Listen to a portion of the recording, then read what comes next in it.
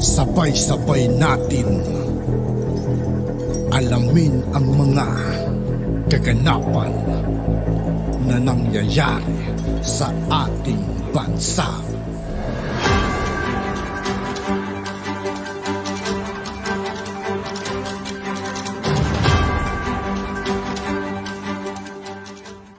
Yo, what's up mga kaibigan? This is I2K po again. Ngayon, nandito naman ulit tayo sa channel ni Banat News Updates. Dito naman ulit tayo magbibigay ng komento at reaksyon. Kaya samahan nyo ko guys. Let's go! Guys, di ba natataranta na kayo, natataranta. Hindi po kami nataranta kahit kailan. Ayaw nyo makinig kasi hindi nyo maintindihan. Bakit hindi nyo maintindihan? Kaya nga kay tambalos-los hindi nyo maintindihan. Di ba? Susuporta ba kayo sa tambalos? Eto nga, napakasimple. No? Iniisip nyo na People's Initiative yung yung pinapipirmahan. Oh. Huwag nyo sabihin hindi nyo alam na yan na hindi People's Initiative. Wala pong ICC police. Wala nga pong police power yan eh. Kaya po sarili mong police yung huhuli sa'yo. Ganun po katalino si Tatay Digong. Nawaisan sila lahat. Hindi po nila naiisip yan nun eh. Ako hindi ko naisip yan kasi ang alam ko, ano mahulihin yan? May immunity. Pero naisip na kagad ni Tatay Digong, matatapos yung termino niya eh. Di ba? Kumalas na tayo kagad. O, hindi nila na-anticipate yung mga utak ng Duterte. Kaya gulong-gulo sila hanggang ngayon. Tanyo si Sara Duterte ba natataranta? Hindi naman natataranta yung mga Duterte. Gusto nilang ipahuli. Sino nga huhuli? Alam nila yan, matatalino yan, mga abogado yung mga yan. Okay. Punta po tayo dito sa iba pa. Naku, si Mike Abe po, di mapigilan yung ngising ano. Okay. Kayo, ang sabi ni Mike Abe, maraming sinabi si Mike Abe, natataranta na raw yung mga Duterte. Katunayan, nag-aaway yung dalawang spokesperson. Una, hindi na po sila spokesperson ni Pangulong Duterte. Spokes sila noon. Yeah? Ngayon, hindi na. Wala na spokesperson. Ikalawa, wala po natataranta. Alam po namin yung naganap. Diba? Sabi ni Roque, baka hulihin. Nakausap niya raw. Di tinawagan po ni Panelo. Ano po ang paano kayo matutuwa nun, Mike Abe? Bakit kang ising aso? Natutuwa ka na nag-aaway yung dalawang spokesperson. Alam naman namin eh. Ako malinaw po sa akin na naganap. No? Tinawagan po ni Panelo si Pangulong Duterte at sabi ni Pangulong Duterte, wala ko nakakausap, hindi ko nakausap yan si Roque. Bakit sinabi ni Roque na nakausap niya? Hindi nga natutulog. Excited si Roque.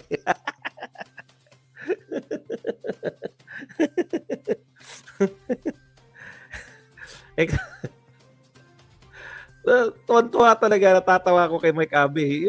Yung literal po siya na tuwan-tuwa. Alam mo yun? Yung tawa ng tawa.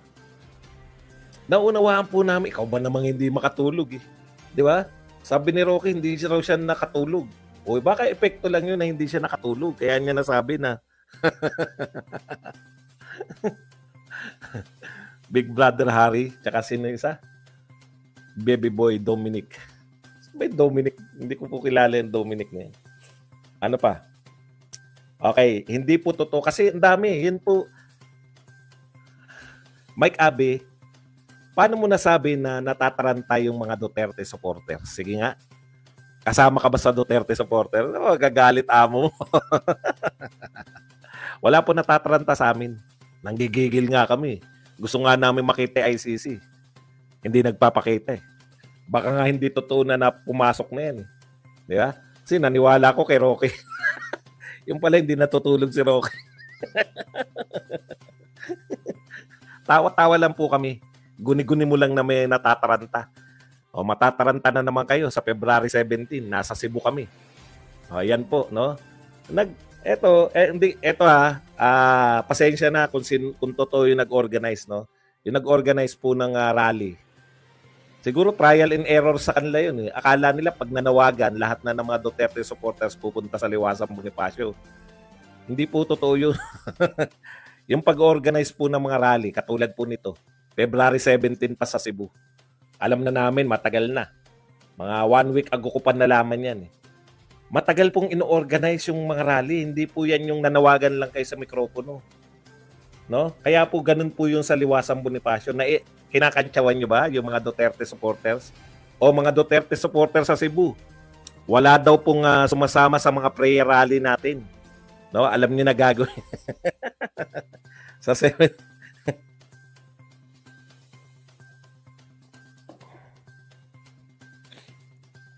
Marilo naman, sabi naman sa'yo, pang matalino to eh. Okay na yan. Bakit naman atakihin? Papakain niya nga sa buhaya yan. Okay, punta na po tayo rito kay Tulfo versus Galvez. Ganito po yan, no? Tinatalakay po doon yung pong alam nyo, eto si Tulfo, may mga punto naman talaga siya eh. Di ba? Meron po siyang punto. Kaya lang, minsan, sumusobra yung akusasyon niya, yung bibig niya. Nakalimutan niya na senador siya eh. Dapat nag-iingat siya sa bawat sinasabi niya, no? Sa mga hindi po nakapanood ng sagutan nila, ganito po yung ano ko lang, no, yung kasi masyadong mahaba kung ikukuwento natin lahat. Eh. Okay.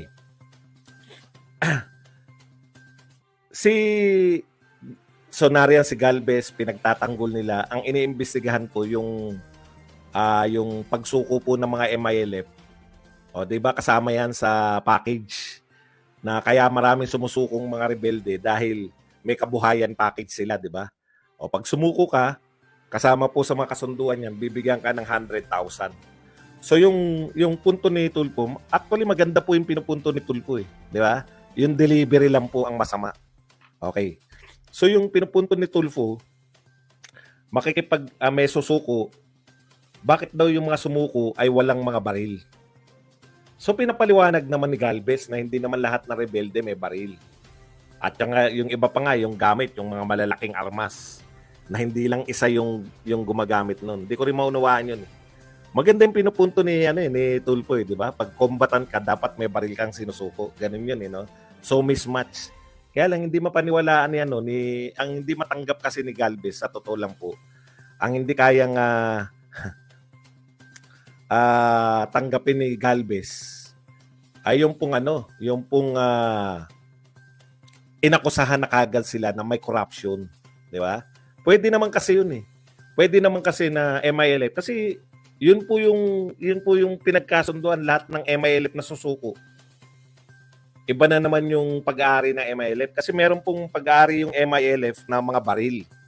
O kung ikaw po ay fighter lang, wala kang sariling baril, ano isusuko mo? May kasunduan. Maganda naman yung pinapaliwanag, nauunawaan ko eh. So yung MILF as an organization, marami po silang baril, di ba? O so kung ikaw ay pangkaraniwang MILF fighter, pwedeng ini-issuehan ka ng baril. Parang ganun. Tapos sumuko ka, wala kang baril dahil hindi naman iyo yan eh, sa MILF yan. Anyways, nagkaroon po sila ng pagtatalo dahil sa akusasyon agad ni Tulfo. Alam niyo naman matalas yung bibig ni Tulfo na meron pong anong tawag doon? Meron pong corruption. Kaya hindi naman nag-alsa na kasi niltakas ng boss ng Tulfo na tinanong nga, bakit ka nagagalit, Secretary Galvez? Inaakusahan niyo po kami na corruption eh. Alam niyo po yung mga tapat na tao, lalo na po yung mga hindi nagpayaman. Ito nauunawaan ko yung nauunawaan ko yung damdamin ni Galvez eh. Kasi ganyan ako dito eh. Maraming po nag-akusa sa akin na bayaran. Nung una nagagalit pa ako, 'di ba? Kasi puta, wala nga nagbabayad. Alam niyo 'yun, yung alam mong walang nagbabayad sa iyo tapos akusahan ka. Naunawaan ko si Galvez kung bakit siya nagagalit eh. Ayan na naman kayo. Hindi niyo napanood tapos sasabihin ay ko-correct niyo ako. Anong Galvez baka Anyo? Si Galvez po yung napanood ko eh. Mas marunong pa kayo sa akin. Kilala ko po si Galvez tsaka si Anyo. Kung hindi niyo napanood, makinig lang po kayo. Pwede niyo po akong i-correct kung nagpapakorek naman po ako eh. Si Galvez po yun. Pwede po akong i-correct kung mali po ako, tinatanggap ko. Pero this time, kilala ko po yung pagkakaiba ni Anyo at ni Galvez. Anyway, balik po tayo. Mahirap po yun eh, yung akusasyon ni Tulfo. Di ba? Doon po siya nagre-react. Pero ang etong mahirap kay Tulfo eh, at sa mga senador ngayon, no? Wala na po silang kinukuhang magko-corroborate sa kanilang iniisip. Wala silang testigo. Tama. Okay. Sabi naman sa inyo, mahilig ako. Bibigyan ko po kayo ng halimbawa. Mahilig po ako eh. Hindi ka pwedeng mag-akusa na korap yung tao. Inimbita mo lang eh. Resource person po ang tawag sa kanila, hindi po sila akusado. No? Tapos pagbibintangan mo sila na korap. Sa totoo lang, magagalit talaga yung mga hindi korap. Okay. Nung araw, ganito po sa Senado. Bago mo makusahan yung isang tao, meron tumitistigo laban sa kanya. Di ba? Si Erap, may tumistigo. Ano tong At yun nga po mga kaibigan, dito po nagtatapos ang ating reaction video. Muli ako po si I2K ng Sundalo ng Tunggalo. Maraming salamat sa patuloy na pagsuporta. Yeah. Peace out.